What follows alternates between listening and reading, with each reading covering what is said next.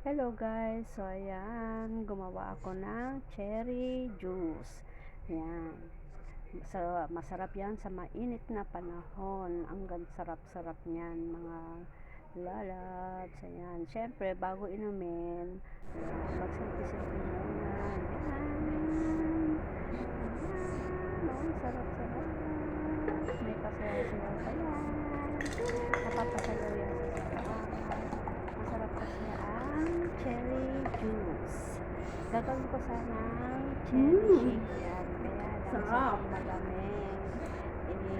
Parang minamalat-malat ako kaya Ang sarap juice na lang kasi yung juice kasi lang ang lamig.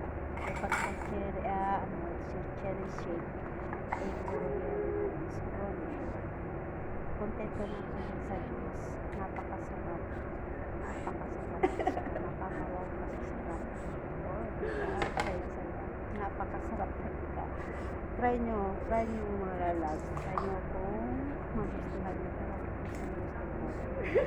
Napakarami ang pagkagawa ko.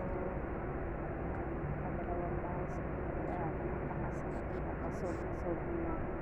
Ilang peraso cherry press na press talaga. Hindi mo na kailangan dito pa. Magawa na lang. Kung gusto nyo ng mga fresh juice, ayan, maggawa na lang. Madali lang naman ang gumawa. Mas masarap pa. Mas masustansya pa. So, ayan, ano pang gagawin nyo? Ayan, subukan nyo na. Mag cherry juice na kayo. Mas healthy pa. Ayan, ang sarap-sarap.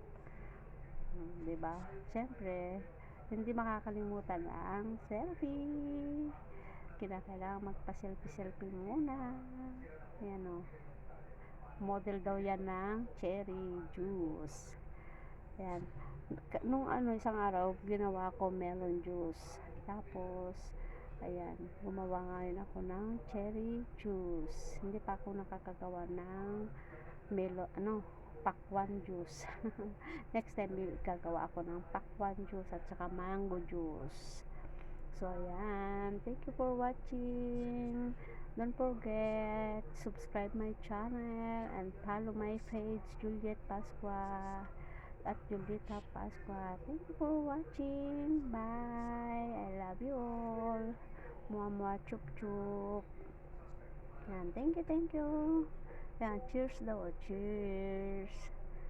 O, diba?